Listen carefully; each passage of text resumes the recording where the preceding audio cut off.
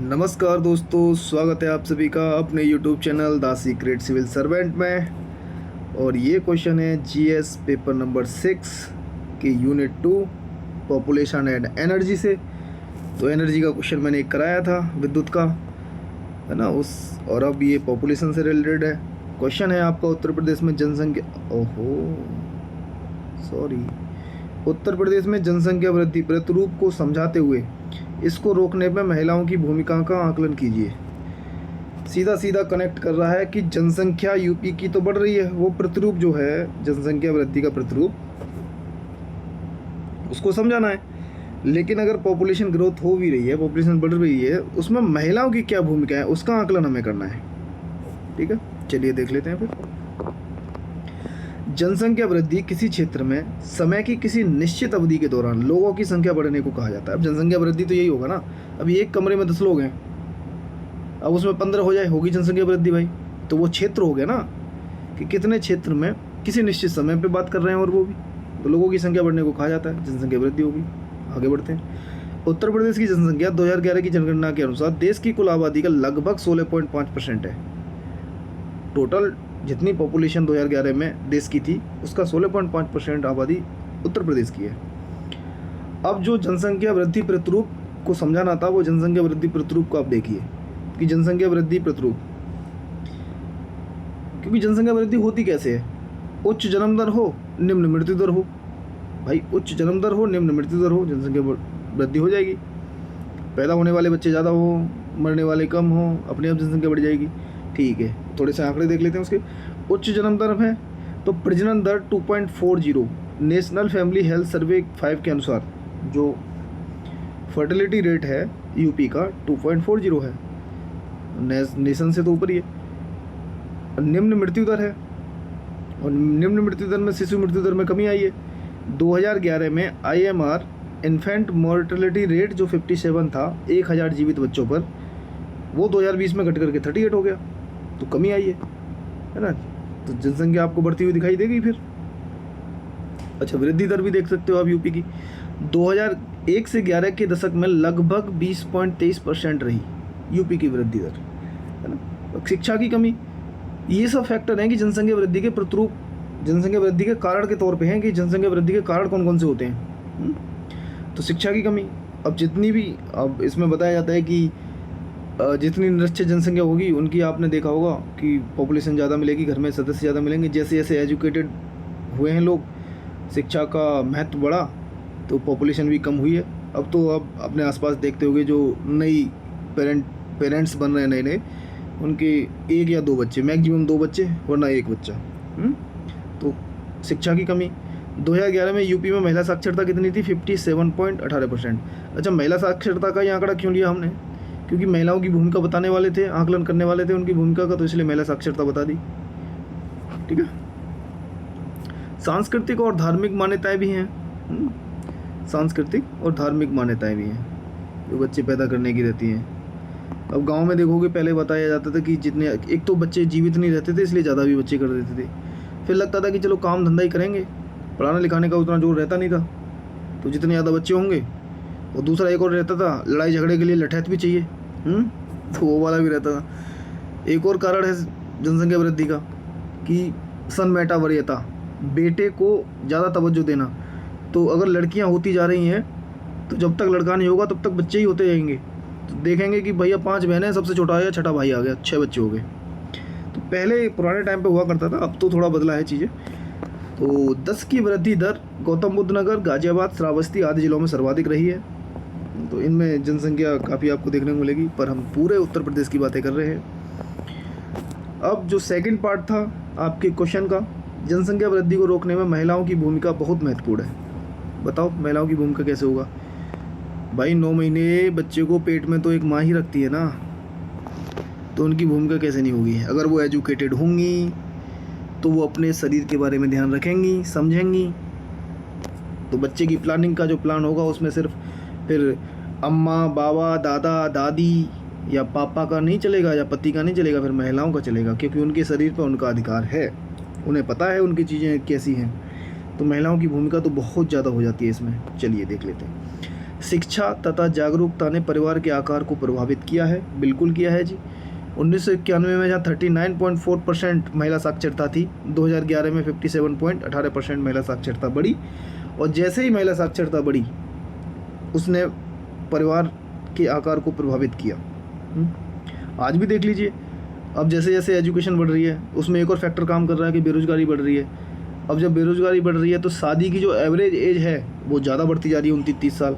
और फिर उस साल पे, उस एज पे आकर के आदमी शादी करता है तो 1-2 बच्चों से आगे नहीं बढ़ेगा वो। पहले क्या होता था, 29-30 साल की एज तक तो भाई सारे बच्चे 5-6 पैदा करके आदमी निद्रक हो लेता था। बोलेगा हमने निद्रक होना मतलब निच्चू हो लेता था एकदम कि अब कुछ नहीं है भाई, अब खाना कमाना बस। क्योंकि शादी बाल विवाह होता था पहले, 14-15 साल पे शादी हो जाती थी। अब 29 साल तक आप देख लो 4-5 बच्चे हो जाते थे आराम से उनके। आज 29-30 साल की एज पे तो बस लगे पड़े हैं रोजगार पाने की राह में दिन रात।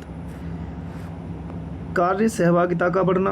अब कार्य सहभागिता महिलाओं से संबंधित है, वहाँ हमने महिलाओं की साक्षरता के बारे में बात करी। परिवार के आकार में परिवर्तन होता है अगर कार्य की सहभागिता बढ़ती है। एक घर में अगर मतलब मेल अगर कमाने जाता है, अगर महिला भी कमाने जाती हैं, फीमेल भी अगर कमाती हैं, तो परिवार के आकार पर परिवर्तन आएगा। वो नहीं चाहेंगी कि हमारे 4 बच्चे हों या 5 बच्चे हों, जो साल 1.5 साल वो फिर से घर पे बैठें।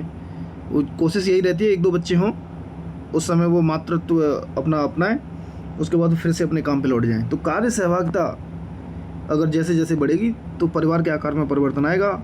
इंटरनेशनल लेबर ऑर्गेनाइजेशन का डाटा है कि 4% 1991 में कार्य सहभागिता में हिस्सेदारी थी महिलाओं की, जैसे 8.3% 2022 में बढ़ी। ये तो इतना सामाजिक मुद्दा है जिसमें हम बातें रख सकते हैं, क्योंकि हम अपने आसपास देखते हैं, फैमिली में देखते हैं, समाज में देखते हैं, है ना। बाल विवाह को रोकना, विवाह की औसताई को बढ़ाना। और इसमें तुम डाल सकते हो जया जेटली कमेटी जो सेंट्रल गवर्नमेंट ने बनाई थी, खैर वो।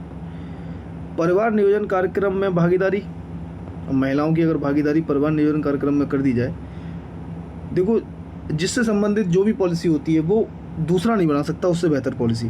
अब महिलाओं से संबंधित अगर पॉलिसी होंगी तो महिलाओं को ही उसमें पार्टिसिपेशन करना चाहिए। अब दूसरा उतनी समस्याओं को समझ नहीं पाएगा ना। स्वास्थ्य सेवाओं तक पहुँच, स्वास्थ्य सेवाओं तक पहुँच, अब स्वास्थ्य सेवाओं तक पहुँच में तो वृद्धि हुई है। यूपी में केवल 57% महिलाओं को गर्भ निरोधक की जानकारी थी, नेशनल फैमिली हेल्थ सर्वे 5 के अनुसार। अच्छा, इस पे एक मूवी देखी होगी आपने, उसका नाम क्या था, यो अपार शक्ति खुराना है, उसमें नाम मुझे याद नहीं आ रहा, बट हाँ ये इसी के ऊपर थी, बट वो कॉन्डोम के ऊपर है कि उसमें उसकी जागरूकता वो बढ़ा रहे होते हैं, है ना। तो ऐसी मूवियाँ ज़्यादातर चलती नहीं है बट रहती हैं, जैसे टॉयलेट एक मूवी थी, एक टॉयलेट एक प्रेम कथा। तो सामाजिक मुद्दों पे ये मूवियाँ रहती हैं। मतलब इंसान करेंगे सब लेकिन बस बोलेंगे नहीं, समाज में बोलेंगे नहीं और या सामने सार्वजनिक तौर पे नहीं करेंगे, लेकिन करेंगे सब। इंडिया में सबसे ज़्यादा पोर्न देखी जाती है, बताओ। तो दिक्कतें तो है ना, हमारी एजुकेशन सिस्टम में ही दिक्कतें हैं। शर्माते शर्माते चीज़ें, तब तो हम दुनिया की नंबर 1 आबादी बन चुके हैं, चाइना को पीछे छोड़ चुके हैं हम। और रिसोर्स उतने हैं नहीं है उस जनसंख्या को पालने के लिए। अभी कल ही डाटा पढ़ रहे थे, हालांकि पहले भी आ चुका है UNFPA का, कि इंडिया की 2050 तक बुजुर्ग आबादी डबल हो जाएगी। जो अभी है 10.5% जो अभी है लगभग पॉपुलेशन, वो 20 से 25% तक पहुंचने वाली है 2050 तक। कितनी परेशानियां बढ़ेंगी। और उसमें भी महिलाओं की संख्या ज़्यादा है, क्योंकि पुरुष मेल की जो लाइफ एक्सपेक्टेंसी है ना, उम्र है, वो कम है महिलाओं से। महिलाएँ ज़्यादा जीवित रह रही हैं पुरुषों से। अब महिलाएं ज़्यादा जीवित रह रही हैं तो महिलाओं का आर्थिक रूप से अपने ऊपर निर्भर होना कितना ज़रूरी है ना। तो स्वास्थ्य सेवाओं तक पहुंच, आशा कार्यकर्ताओं की संख्या में वृद्धि। चलिए आगे बढ़ते हैं। आर्थिक स्वावलंबन तथा स्वनिर्णय क्षमता में वृद्धि। इसमें आप देख सकते हो कि स्वयं सहायता समूह, मनरेगा आदि। क्योंकि जब सेल्फ हेल्प ग्रुप्स, महिलाएं ही बहुत ज़्यादा हैं इसमें, सेल्फ हेल्प ग्रुप्स जो बने हुए हैं उनमें महिलाओं से संबंधित बहुत हैं। तो इससे क्या है कि उनकी इकोनॉमिक पावर उनके हाथ में आई, है ना। मनरेगा में काम करने को मिला, वहीं अगर बाहर नहीं जा सकती तो इससे उनका आर्थिक स्वावलंबन बढ़ा। चलिए, चुनौतियाँ भी हैं। अगर महिलाओं की भागीदारी हम देख रहे हैं, भूमिका देख रहे हैं, उनका आकलन कर रहे हैं कि जनसंख्या वृद्धि के प्रतिरूप को कैसे कंट्रोल कर सकती हैं, कैसे बैलेंस कर सकती हैं उसको, है ना। तो जैसे रिप्लेसमेंट रेट होता है 2.1, अब तो इंडिया का खैर ओवरऑल देखा जाए तो इससे नीचे आ चुका, 2 आ चुका है, ठीक है।